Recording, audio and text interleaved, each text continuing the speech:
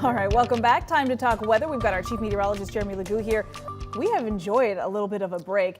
I have enjoyed it. I have to tell you, I have to give you some praise because I asked you what day I was going to go ice skating. Yes. You told me Friday, which was right before Christmas. You nailed it. It was magical. It was, exactly with what the we were snowflakes coming down. It gorgeous. was about 18 degrees Friday afternoon. It was beautiful. Yeah, I'm telling you. So this guy knows what he's talking about. So we're enjoying this break, but there's snow on the way, it sounds like. Yes, there is. Okay. And we've got more of it. So let's go ahead and talk about it. Right now, we're going to do this.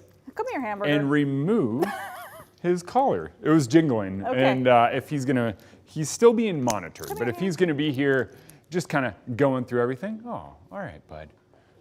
We got to just make sure it's not going to keep jingling. So when it comes to the weather headlines, wind does die down. The flood threat remains. And as we head through the next couple of days, we're going to see the return of snow as temperatures drop, but they only drop slightly. That's kind of good news, believe it or not. With cooler temps, it means we're going to expire our flood advisories in the next 15 minutes. That's a bit of good news. Those flood advisories are for those low-lying, poor drainage areas where we've been seeing quite a bit of what is known as ponding or giant puddles. That is going to wind down because temperatures are trending a little closer to freezing. Notice we're just a couple of degrees away from it. That means melting's not happening as fast. And with just flurries coming down instead of rain, it means we don't have that insane runoff we had the past couple of days.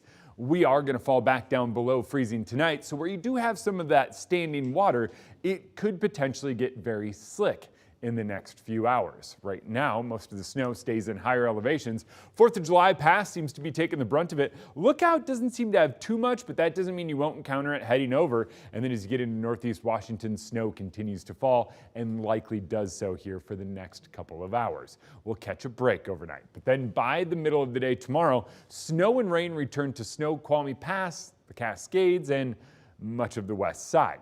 Eventually, we'll see that work its way in, but that doesn't really hit us here in eastern Washington or North Idaho until early in the day on Friday. Now, depending on the forecast model you look at, you might see rain, you might see snow, you might see a little bit of a wintry mix. What I think happens is early Friday, we wind up in the snow sector of this, but we could wind up seeing a little bit of rain mixing in as we move through the day. Most of that snow, once again, stays up in the mountains, so we could be talking another decent round of snow. But what we do know is that it is going to be a lot of snow over the Cascades.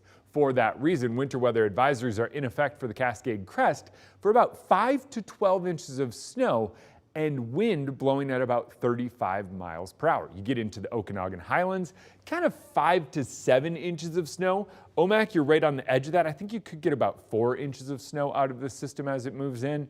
So we are going to keep a close eye on that. That being said, those avalanche concerns remain in effect for North Idaho and far western Montana until 7 a.m. tomorrow. Heavy snow and that blowing wind creates wind loading, as it's known, and that means you get a big potential for giant slab avalanches. Exactly what we don't want to see, but that potential is still there, and that's why that avalanche warning remains in place.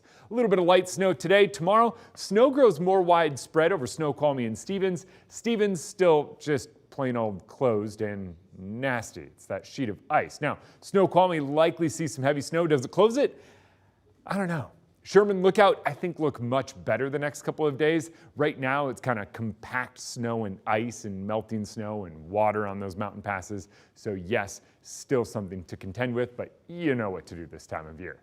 Next couple of days, we get a little more, and then as we head into the weekend, finally a break. And we might even see a little sunshine as we close out the year. I love that idea. It's been a while, Jeremy. Thank you very much.